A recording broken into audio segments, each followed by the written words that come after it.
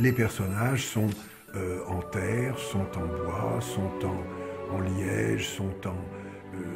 enfin, la grande majorité, c'est la terre cuite, mais après, le travail de cette terre cuite est différent. Tantôt, la terre cuite fait à la fois le personnage et les vêtements, tantôt, la terre cuite ne fait que le personnage, c'est l'exemple de Angela Trippi.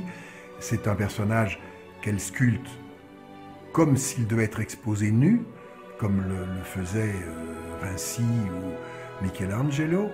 Ensuite, elle prend, une fois que le personnage est cuit, bien sûr, mais elle lui a déjà donné le mouvement qu'elle voulait, qui est extrêmement expressif.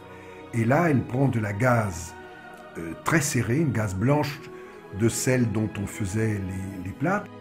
Elle trempe cette gaze dans la colle, elle drape cette gaze sur le personnage, elle donne donc un second mouvement, et un mouvement vraiment un drapé superbe, avec une force de fluidité étonnante. Et puis une fois que tout ça est sec, elle rajoute un troisième mouvement qui est celui de la peinture, avec un art tout à fait consommé. Le résultat est époustouflant. Angela Trippi, c'est certainement la numéro 1, mais enfin c'est une place qu'elle partage avec quand même 2 ou 3 autres créateurs de crèches, et qui sont tous, bien sûr, dans ma collection.